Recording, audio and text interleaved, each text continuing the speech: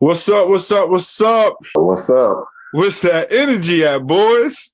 Man. Feel like a hangover. Damn, felt like I woke up with something I ain't know who I had went home with. Golly. I don't even think we need introductions no more.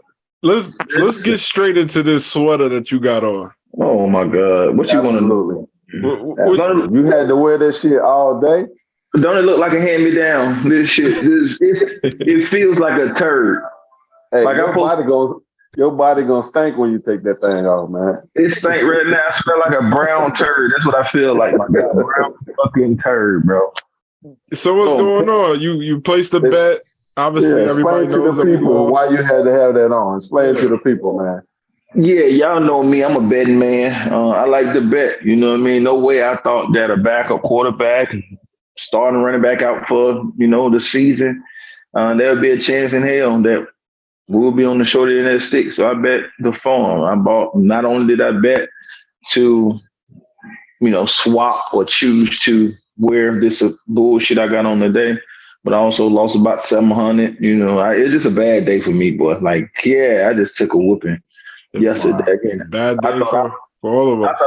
I thought I was getting a sucker bet, to be honest with you. And easy money. I thought it was easy money, baby. Yeah, Vegas had something to do with that, though. I'm gonna tell you that. That's gonna be my damn complaint. I don't do a whole lot of excuses, but I know Vegas had something to do with yesterday. God damn, ain't no way. Ain't no way. Let's just jump right into it. Yesterday. Oh my God. Obviously we lose the game. They didn't say I couldn't put on a swag. Hold on. They didn't say I couldn't put on no damn swag, though. Shit. They said I had to wear that bullshit, but they ain't saying I couldn't get right, though. You see, this is my blue hat. I'm feeling blue. I'm gonna put on my damn I want jacket. to sit in the crib all day and eat ice cream. Like when you go through a breakup, you just don't want to leave the house. That was me. They ain't tell me I couldn't get drip any damn way, though. But let's stop getting texts. I got live. People went live on me on Facebook. They texting, they calling. Like, come on. They don't call when we win, though. They don't call. We didn't even play these things. Hey, I take it from a Cleveland fan, but why Dallas? Why Panther fans at my phone? Dallas about to lose tonight. But let's get into our game. Let's get into our game. Right, let's do it. Let's do it. Who's to blame? Let's just jump right into it. Who's to blame? Who's to blame? We didn't come to play. I mean, I'll say this. My summary of that, I again, trying to watch the game and entertain. Kind of hard to watch the game, just get a feel for the game. I got a chance to kind of go back and watch a little bit of the first half, and I'm up into like the third quarter right now, rewatching the game for the second time. And what I seen was a vintage, like last year, the last 2 year 49er team is what we played against. We seen a mirror image of ourselves, just beating the hell out of people, firing off the ball, in the line of scrimmage, hurting any and everybody that had on the opposite color jersey. I've seen the vintage 49er team we played against yesterday. I mean, I've seen a splitting image mirror of what we normally do to folk. They did to us. I didn't think it can happen. I'm not going to say because Debo didn't play the whole game, because Christian didn't play, because Greenlaw didn't play, against Trent didn't play. I mean, everybody going to play those factors, but I don't think we came to play. I mean, I think Fred's interview after the game kind of summed it up that they wanted it more. They took it to us. They beat the hell out of us in all phases of the game. And that's normally how we dominate people. And that didn't happen. Again, I said before, trap game. I thought just like Miami Dolphins, they scored 71 week and then the next week they lose. Like they could have saved some of them points to get same thing we did. We beat the Cowboys by 32 or whatever. We could have used some of them points yesterday. So I think we got caught up in a trap game. Not to say they wasn't good. They actually played ball. They kept it ugly. They kept it messy. And the end result that we end up on the losing end of that. But I don't have no excuses. They kicked our ass. Shit. What about you, P? Well, I got a couple of things I noticed. I'm like Nard, when you're at the game watch, you kind of everything moving kind of fast. So you got to really go back and look at some of the highlights. So a couple of things I noticed. Of course, the kicking, your boy. So you're going to blame the whole 60 minutes on your boy for play? No. But when the game is on the line, you got to step up. You have to make that. It ain't all come down on him. I mean, I say a couple things. So my next thing was going to be on Kyle. I think his play calling was like he was lost a little bit. I knew they had a good run defense. I already knew that. And then you take away our two best run people in McCaffrey and Debo. I mean, I ain't got no excuse for us, but those allowed them to buckle down on shutting Brock down on those quick outs that we used to, that magic. We didn't see it. You know, he got like happy feet a little bit back there. And he resulted in going for the easy outs instead of the magic and the trick plays. So I think those are the two things I took away from the loss. Of course, the 6 points that our kicker shaved off the scoreboard. So, y'all know. What do you think, Brad? You all right? So you know, by nature, I'm a baseball player. I played baseball growing up, and you know, baseball players are real superstitious and everything. So it's a couple things. One, no excuses. They flat out whipped our ass. That defense is number one defense for a reason, and it showed yesterday. But I think we came into the game really, really cocky. We wore red, our home red uniforms at an away game.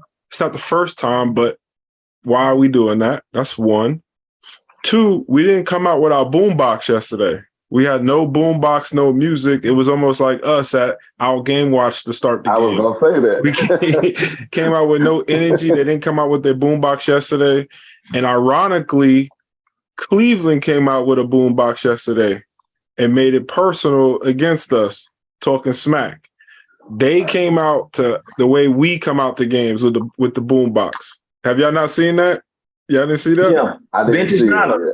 Vintage Niners. I told you, vintage Niners. I mean, I look like we were looking in the mirror for sure. Yeah, they came out to a boombox. We didn't. Just everything that we normally do, we did not do yesterday.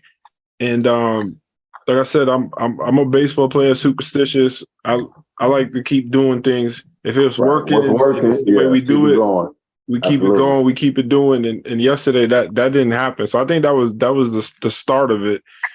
And then everything that y'all said, ditto. But yeah, we just didn't come to play. Like the defense, like you said, we're going against a third string quarterback.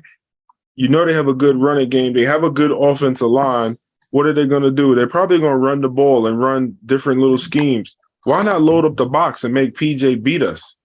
They racked up over 300 yards of offense yesterday on our defense. In bad weather. Yards. In bad weather. Yeah, 300 yards. Like, I remember that first touchdown. Like, I'm saying, load up the box. Kareem Hunt, a toss sweep for the touchdown. Are we serious right now? Right. Bosa took a bad angle. I thought Bosa played terribly yesterday. I thought he was out of assignment a lot yesterday. Untimely trying to get to the quarterback. Yeah, the untimely penalty, the targeting penalty in the fourth quarter on the last drive for them. We was gonna get to that, but yeah. My goodness, like if you're gonna take it away, take it away. I mean, I don't understand. I understand it's a judgment call for the referees, but I don't know how we can't review some of those calls like that. He was nowhere near targeting the head. It was all a shoulder blow. Definitely took away. Bad as we played, we had a chance to win the game with a 41-yard field goal.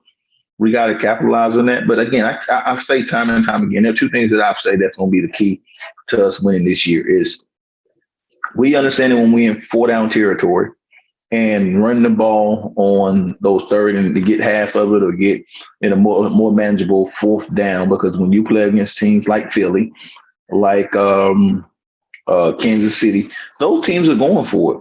The Lions, they're going for it. They have a riverboat run, and the Commanders, when we play them later on this year, they're going to be a team that when they get into 4th and 1, 4th and 2, based on where they are on the field, they're going to try to advance the ball and keep the drive going.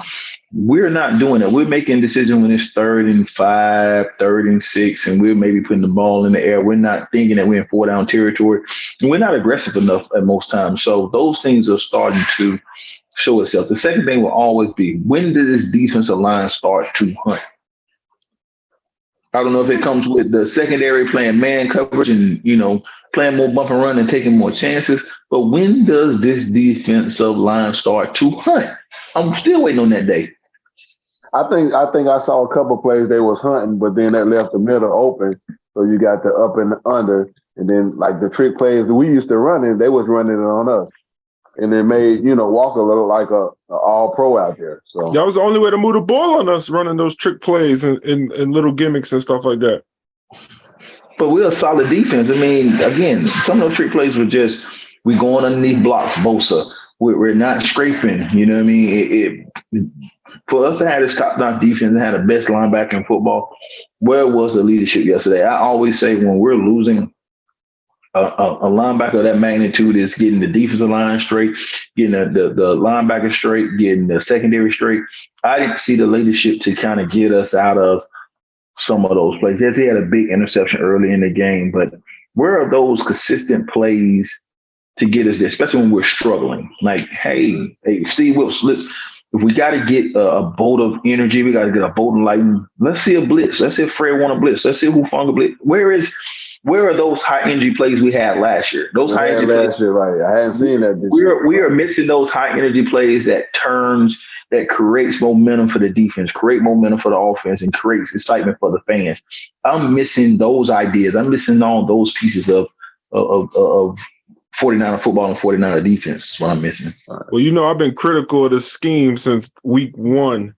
But the stats show that it's working and we're top notch. But what we're seeing is not that, and what we're feeling is not that. And but yesterday, he sent Hufanga on 2 or 3 blitzes. It was in the second half. He sent Hufanga finally on 2 or 3 blitzes. I don't know, but let's talk about the other side of the ball. What about the offense? What is that, Brock, or is that just a one game? Is that Jim Schwartz? Kyle Shanahan's now 1-10 against him. Is that just him knowing Kyle and the tendencies and stuff like that, and them boys being coached up on it? Like what was that from the other side of the ball? I mean, go ahead, Nard, my bad. I mean, from my standpoint, I definitely think it's a Jim Schwartz thing. I mean, I'm gonna be always a protector of Brock Purdy because I think so many people doubted him all the time. But that was the first time I seen some kinks in Brock Purdy's armor. Right, I seen him get happy feet. I see him leave the pocket early. I see him come off his first read way too early. I see him not really know what was going on, not having that safety blanket being Trent on the other side, and he started to watch the rush from the left side in the second half of the game. You see him roll right a lot with the football. Again, is that a Jim Schwartz thing? Is that a play calling thing? Is that not having other playmakers when Christian goes out and Debo, when you don't have that factory of that multi-purpose back that you can put in receiver, running back, those things? I've seen some of the kinks in the armor for Brock Purdy. But again, that also is just like Cal. Cal, you got to understand how to protect, your quarterback, how to be able to create plays. What happened to the screen game yesterday? They blew our screen game up. They knew every time we got in trouble and behind the sticks. I've seen screens at the wrong time. I'm talking about 3rd and 12.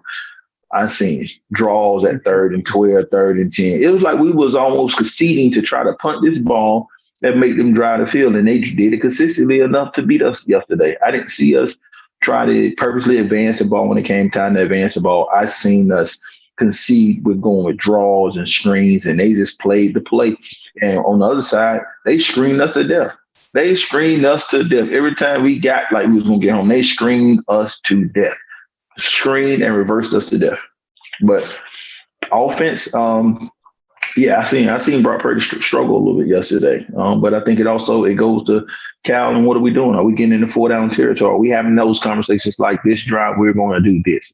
Are we going to try to do this? I think we got away from when McCaffrey got hurt. We got away from trying to run the ball.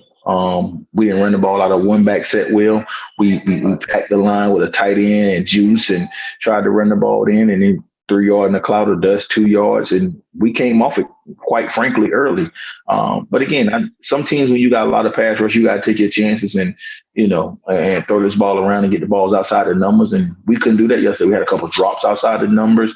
The big drop with BA yesterday was I guess on the post. I guess he ran a post and Yeah, hit him right in his hands. Yeah, hit him right in his hand, but it ran. That is probably the momentum getter because if we get that, we go up 14-0 really, really early. You know, we playing from the lead. We're a much better team, and that's uncommon to see BA drop that ball. When I seen it 2 times and then seeing it in replay, that's a big drop. That's a ball we gotta have. I mean, I thought it was a pass interference, or maybe he got tacked and grabbed early, but that ball hit him all in the knuckles, fingers, everything. He hit the man with hand was nowhere near it. What you think, Pete? Offense. What do you think about the offense? I'm sorry. So I'm gonna piggyback on what you were saying about the other guys that we got, the backup. So I think moving forward, we have to give them guys some reps. So when we do call their number, you know, they're kind of in the flow. It's hard to be riding the bench, you know, most of the season. Then when your number is called, you kind of trying to fit your way around the field, you know. So who in particular though? Who in particular that you're talking about? Who you want to see? Some of the best as far as Mason. I mean, you know, he had his moments, and then Ray, he had his moments, but I think the chemistry between Brock is clearly with BA and Debo. So when those other guys come in and they fillers, I mean, they still got to have that same chemistry also. I don't think the chemistry was there to advance the ball like we do when our top players are in the game. So I think we're gonna have to work on that moving forward, though. Get everybody involved so they're not cold, they're not new, and trying to get a feel for the offense once they get out there. Practice is one thing, but when you're in that game, you know, everything's moving fast, so you got to be comfortable out there. What you think, Brad? I mean, hey, where's Juwan Jennings? Where's Ronnie Bell? Where are these guys when we're talking about how you see them fitting into this offense? If Debo has a serious injury or Christian is out for substantial amount of time, how do you feel like these new guys are coming into play? Ronnie Bell, Elijah Mitchell, if he ever get the hell off the IR or where the hell he at. Mitchell played yesterday, man. He played for a minute. Ray. Like, how do we Juwan, how do we get these guys? I mean, the backup tight end. I mean, what are we doing? Like, so Juwan played he played almost every snap yesterday. Yeah, but did you see his stat line? Like, I think he caught 2 passes or so. I almost caught 2 passes. Is that gonna win us a game? Is that gonna win us a game though? 2 passes, 2 catches. Yeah, but Brock only completed like 12. So I mean, so that's what I'm saying. The chemistry got to be there. Like, I don't think yesterday had anything to do with chemistry and stuff. I think yesterday had to do with them knowing our number, having our number, commanding that. They commanded that the line of scrimmage. They dominated the line of scrimmage. Every play, their D tackle was in our backfield. Every play, regardless if it was a run or a pass, he was in our backfield. They knew our tendencies, and what we were going to do, where we were going to do it, how we was going to do it. So does that go back to Cal then? What I was saying earlier, like the play call. It goes back to Cal, but I mean, you also too. I mean, like Brock had that free play, he overthrew McCaffrey. Mm-hmm. And that's his guy, so you can't say there's no chemistry there. He missed BA on the in route, threw it behind him, interception. He missed Juwan. Speaking of Juwan, remember he threw the ball behind Juwan, and the guy dropped the interception. So I think Brock coming from Iowa State, I don't see how the weather was that big of a deal because that's what he played in college. So I'm not sure if he has super small hands. Should he have a glove on in these kind of conditions? I don't know. I just know that it was ugly. It wasn't pretty. Their defense dominated our offense yesterday, and it got to get fixed. Now, with all that being said, Brock and BA got us down there in position to win the game. But he still had a horrible game. Even if Moody makes the kick, yes, we're 6-0, but you still go back to like, yo, Brock got exposed. Like this is not really a good game. So my question to y'all is is this a bounce back? We looking for a bounce back next week? Is this just one and done? In my opinion, I don't think it's a bounce back. I think what you just said right now makes sense. We only lost by a field goal, and we had key players out. We played like trash. They dominated the run defense. They stopped all our running. and we only lost by a field goal. In my opinion, like that's a good loss. In my opinion, no loss is good, but that's a good loss. Nobody blowed us out. We were still right there at the end to put the game away. So we just have to learn from it and move forward. Well, I'm looking around. I mean, you're talking about next week is it a bounce back? We got Minnesota Monday Night Football. We should have some enthusiasm as to what we're getting ready to do. I'm looking at Kirk Cousins' numbers. Maybe this outside noise is really disrupting the Minnesota locker room. That's what I'm hoping going on. Justin Jefferson heard, trade talk about Kirk Cousins. He won't waive his no trade clause. I'm hoping that some of this inside the locker room noise start to mess up their chemistry and give us an opportunity to bounce back and trump on them. I'm looking at Kirk Cousins' numbers from the Bears game where they won 19-13, right? He goes 21 for 31 for only 181. I mean, Brock only threw 12 for 21 for 126 or something like 12 for 20. Okay, for like 126. Like both of these guys had terrible games. However, Kirk Cousins got sacked 2 times. Brock Purdy got sacked 3 times. Like they're hiding behind a below average run game and throwing the ball to the tight ends what they did with yesterday. We, as the 49ers, have a much better game plan than that. Is it a bounce back game? Again, I think we just get it back on track. I hate to say bounce back. Bounce back make it feel like, like we fell way off. Yeah, we fell off. Yeah. Yeah, I just again, yesterday was we got punched in the mouth. Yeah. Oh, yeah, we got punched. Oh, the bullet came to town. The bullies got bullied yesterday. Yeah, the Bullets got bullied yesterday. So, but I think, Monday Night Football should be a bounce back game more, something for the fans to get behind. I'm ready to see, I got to see. I mean, as we look at the rest of the schedule with, Monday night, we got the Vikings. After that, we got the Bengals. After that, we got a bye. And then we go to Jacksonville. We got a great chance to kind of get healthy. We got a great chance to kind of come out with 2 wins going into the bye week. I don't want to look past neither one of the teams we're going into the bye week, but I think this is our chance where we can kind of get that second win. The first quarter is over. We went 4-0 in the first quarter, and then now we're 2-2 in the second quarter of the season, right? If you break how coaches break the game down, like I said, we went undefeated in the first quarter. We're now in the second quarter. We're 1-1. That's what I said. We're 1-1 in the second quarter right now. So again, we got a chance of going 3-1 in the second quarter. That's how we got to look at it right now. Take our bye, heal up, get ready for this long stretch of these last 8 games. So that's how I see everything going this next, week or 2. But definitely, I want to see. Again, I'm still waiting to see this defensive line hunt. This a $1 million. This a $1 billion line. I can't understand how we're not generating pressure. Let me ask you this. Let's go back to yesterday in this offense a little bit. McCaffrey. Can we blame Kyle for McCaffrey being hurt? Are we using him too much this early on in the season, especially after they came out and said they want to ease him in or ease so he could be fresh for the postseason or toward the end run? I'm gonna go. I think we are using them too much, and I think some teams are playing, dirty ball. As far as I saw McCaffrey get pushed out of bounds, into the bench. So I think some teams are aiming for his head. So you got to rest him. You got to not run him every play. I know it's football. You got to be tough or whatever. But when you got guys like that who purposely is trying to, put their stamp on the game and make you remember their number by any means necessary. So got to be careful with that.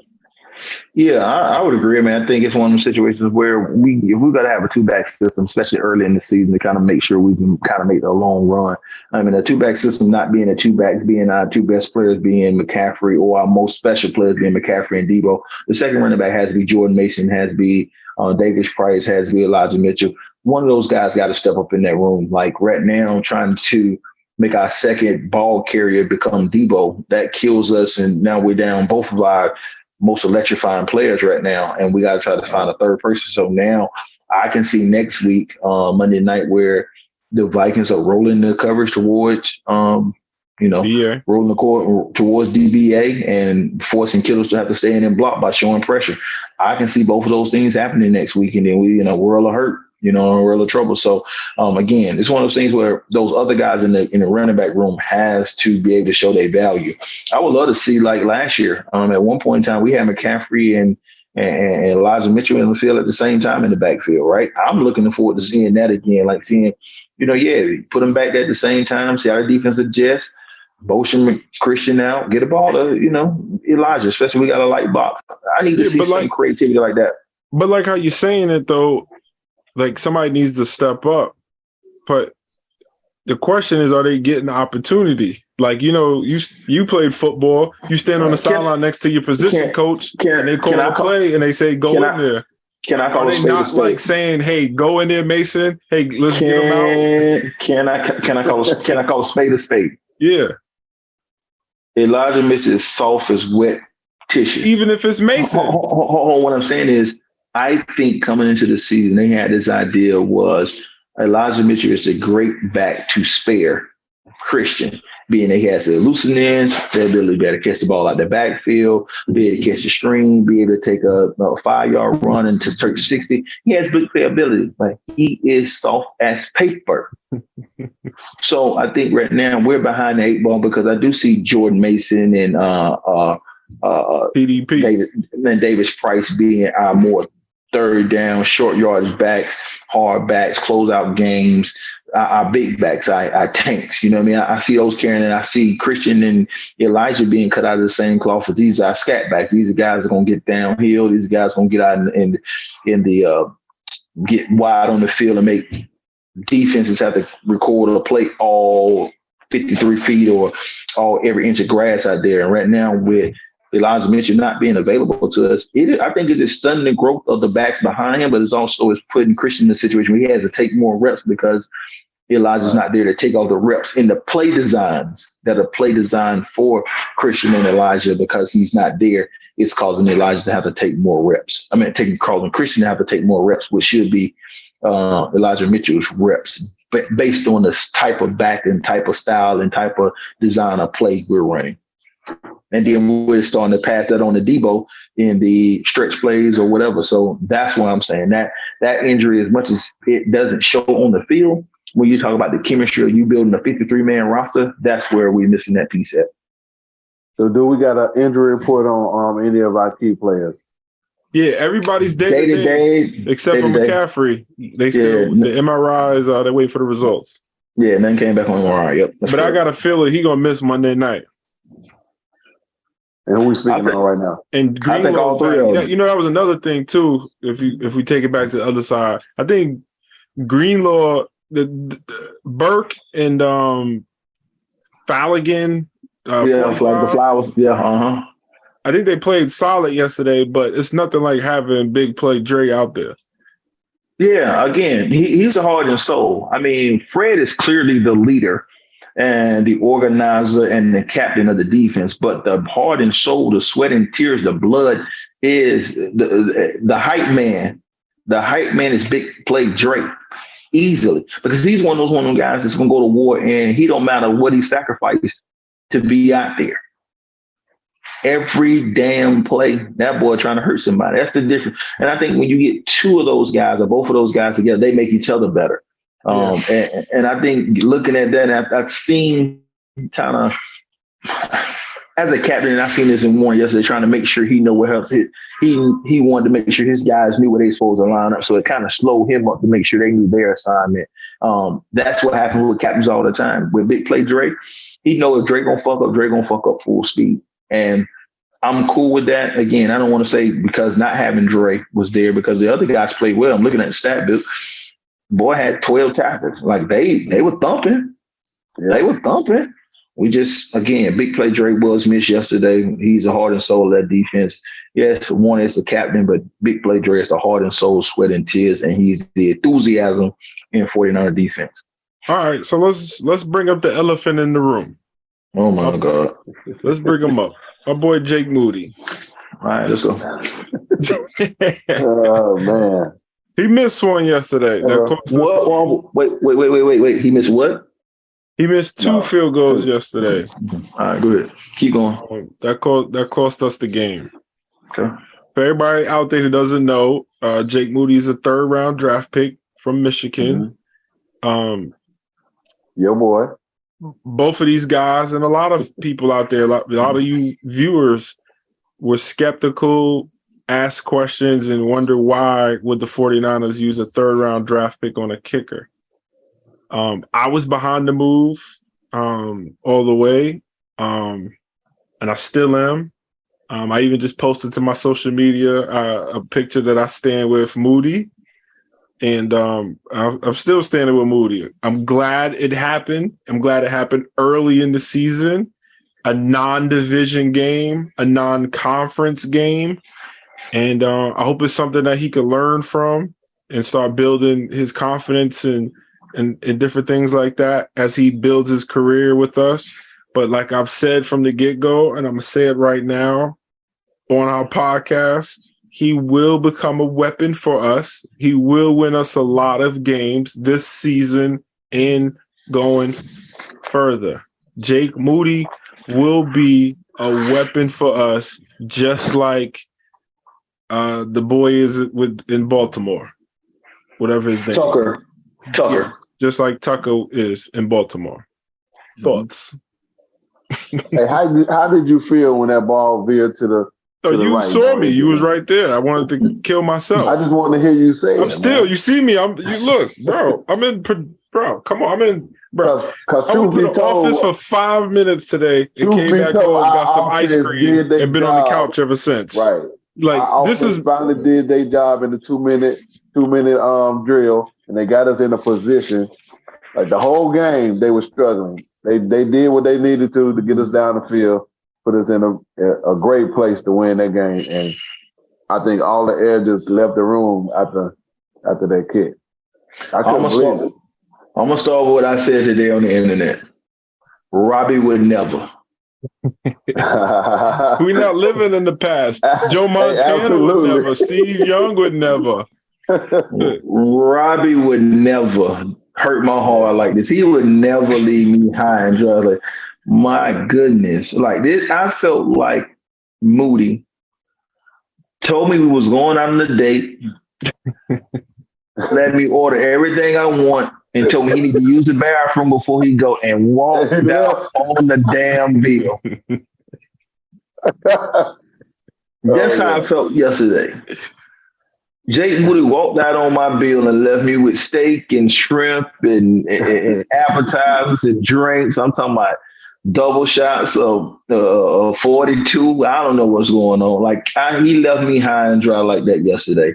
Again, but drafting a kicker and in so early in rounds means a lot on you. It's just like drafting a quarterback early. When does he play? How much we're going to pay him? How long we're going to let him sit? Things like that. When you draft somebody into a specialist position, such as a kicker, the expectation of him to be able to play and play now, right? Being a professional of his craft, be one of the best 32 in the world that can do what he can do. That's why I say Robbie would never. I'm old school in the fact that I believe in having veteran leadership. I believe in vets. I didn't think Robbie leg was getting that weak last year to where we couldn't just go into detail as he was ready to retire. His leg was getting weak. Listen, but his accuracy wasn't going nowhere. It's like, have you ever shot pool with an old man before? He ain't gonna break. Ass kicked all the time. Yeah, he ain't gonna break the ball. Like he gonna let you break. You gonna use all your little muscles that ball scattered everywhere. Oh yeah. He gonna have this little soft, sweet stroke, and everything gonna fall in. That's who he is. That's who Robbie is. Now, I understand Jake Moody, this big old power leg. Like I said, that big old drawback and break, and pool. But we need those yesterday. I don't know if the weather had anything to do with it. You talk about the weather for Purdy and playing in Iowa State with this type of weather. Michigan weather can't be no better at this time of year. He should be used to kick. That's a good point, Nard. But he should be ready to kick in this. Yeah, both sides but what I'm saying is, growing up playing college football at Michigan, you had practice days like this. You had game days way worse than this. There's no reason why. Now, again, practicing in Santa Clara all year long, well, sunny, bright, whatever, it never rains in Southern California. I understand. However, growing up playing football at University of Michigan, it should have been plenty of days he kicked in this weather. Unless they're just in the inside facility and he just got a big leg inside. Maybe he's a dome kicker. Maybe he trade Maybe we need to trade him to Atlanta. He gonna prove no, hell no. He gonna prove you wrong. He gonna prove everybody wrong, man. He gonna bounce He can't back. prove me wrong. He has a job to do. He can never prove me wrong. He has a freaking job to do. Well, he and gonna it's do to his keep job ball. great. Well, I'm $700. My pocket is $700 lighter because of him. So if you No, it ain't because of him. It ain't because of him. Brock mixed throws, right? We missed drop tackles. passes. BA dropping pass. I could go on and on and It on. was a team. You know, one of the team biggest loss, plays. yeah. Hold up, before we he get has one job. before He's hold not, up. listen. He don't do kickoffs. He don't punt. He has one job. Field goals, extra point. Hold on. He has one job. One job. He doesn't punt. He doesn't do anything. He don't hold on nothing else. Hold on. Before our time runs out. Yep. You know one of the biggest plays that everybody's not talking about is when Fred Warner got the interception, PJ making that tackle. How he tackled that big monster? They didn't Making have that no tackle, energy, man. and we didn't score. They didn't have that. And we didn't score. energy and I that actually anger text that they needed. PJ. I text PJ today, congratulations, and asked him why he had to tackle Fred. Do you remember how that series ended too? Yeah, that was the missed field goal. Anyway, Okay, just a second. All right, just want to make Whistle sure. Gang Podcast. Like, comment, subscribe. Check us out. Check out our other previous episodes. We'll be back with another episodes with a Vikings preview. I don't even know. You know any Vikings fans? I actually know one in New York. I'm not for sure. Y'all know anyone? Yeah. No, one or two. Yeah. Maybe we might need to. We might want to reach out to a Vikings podcast, see if they want to do a joint something. But I don't know. But we'll be back with another episode for our preview on the Vikings game for Monday night. Check us out. Any quick shout outs? No, shout out. Listen, the Whistle Game Podcast, Nine Empire Charlotte, the Atlanta chapter, the Spartans in Atlanta, Columbia chapter down in Columbia, South Carolina. Who else we got? We got the Charleston guys down in Charleston, so Charleston chapter down there. Jacksonville, Florida, we coming your way. We can't wait to get to Jacksonville for the Jacksonville Jaguars game. It's going to be an invasion. The Niner game will be in the building. The Whistle Game Podcast will be in the building. The Whistleblowers of Charlotte will be in the building. If you don't have your whistle, make sure you tap in with the chapter. Tap into the page right here. Tell us you want your whistle. We'll ship them out to you. We're shipping whistles all weekend. P, what you got? That's it, man. You hit everybody, man. You hit everybody. Peace, love. Peace.